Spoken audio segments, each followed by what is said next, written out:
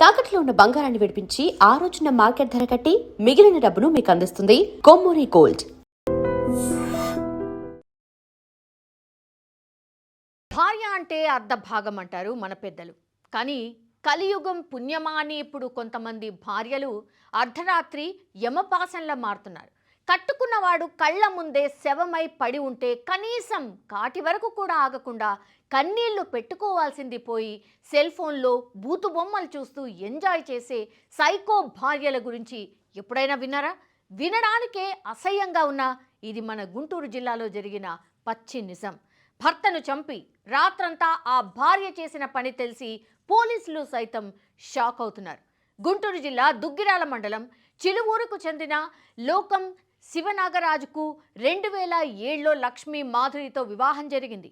వీరికి 2 పిల్లలు కూడా ఉన్నారు. అయితే లక్ష్మీ మాధురి విజయవాడలోని ఒక సినిమా థియేటర్ టికెట్ కౌంటర్లో పనిచేస్తున్నప్పుడు అక్కడ గోపి అనే వ్యక్తితో పరిచయం ఏర్పడింది. అది కాస్త అక్రమ సంబంధానికి దారితీసింది.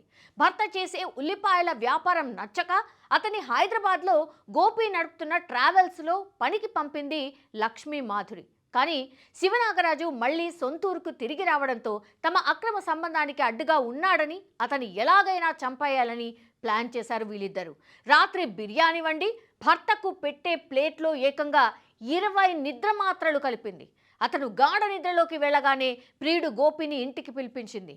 గోపి భర్త ఛాతిపై కూర్చోగా లక్ష్మీ మాధురి అతని ముఖంపై దిండు పెట్టి ఊపిరాడకుండా చేసి చంపేశారు. లక్ష్మీ మాధురి భర్తను చంపిన తర్వాత గోపి అక్కడి నుంచి వెళ్ళిపోయాడు. కానీ లక్ష్మీ మాధురి ఏమాత్రం భయం లేకుండా చనిపోయిన భర్త శవం పక్కనే ఉందన్న కనికరం కూడా లేకుండా రాత్రంతా తన ఫోన్లో పోర్న్ వీడియోలు చూస్తూ గడిపింది. ఆమె ప్రవర్తన చూసి పోలీసులు ఆమెను ఒక సైకోగా అభివర్ణిస్తున్నారు. తెల్లవారుజామున 4 గంటలకు తన భర్త గుండెపోటుతో చనిపోయాడంటూ డ్రామా మొదలుపెట్టింది. కానీ శివనాగరాజు తండ్రి మరియు స్నేహితులు మృతదేహం చెవిలో నుంచి రక్తం రావడం, ముఖంపై గాయాలు ఉండడం గమనించి పోలీసులకు ఫిర్యాదు చేశారు. పోస్టుమార్టం రిపోర్ట్లో ఛాతీ ఎముకలు విరిగి ఊపిరాడక చనిపోయాడని తేలడంతో పోలీసులు లక్ష్మీ మాధురిని అదుపులోకి తీసుకుని విచారించారు. పోలీసుల దెబ్బకు తనే హత్య చేసినట్టు ఆమె అంగీకరించింది. చూసారుగా, కట్టుకున్న భర్త ప్రాణం తీసి శవం పక్కనే కూర్చొని ఎంజాయ్ చేసే ఇలాంటి వాళ్ళను మనుషులు అనాలా లేక మృగాల కంటే హీనమైన వాళ్ళు అనాలా? క్షణిక సుఖం కోసం 2 పిల్లల తండ్రిని కాటికి పంపిన ఈమెకు ఇప్పుడు జైలు గోడల మధ్య రాత్రంతా సినిమాలు కనిపిస్తాయి. సమాజంలో బంధాలకు అర్థం మార్చేస్తున్న ఇలాంటి సైకో మనస్తత్వాల గురించి మీరేమంటారు?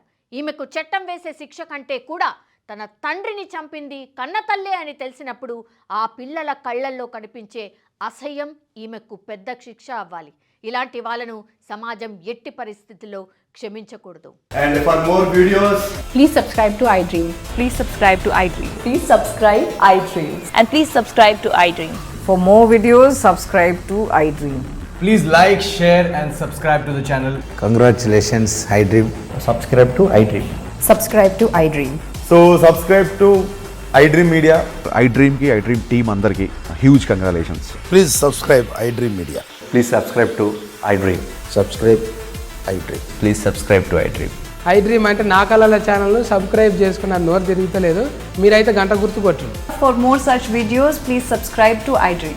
Subscribe to iDream. Please subscribe to iDream. Please subscribe iDream Media. Please do subscribe to iDream. Please subscribe to iDream Media. For best entertainment and information, please subscribe iDream. And don't forget to subscribe to iDream.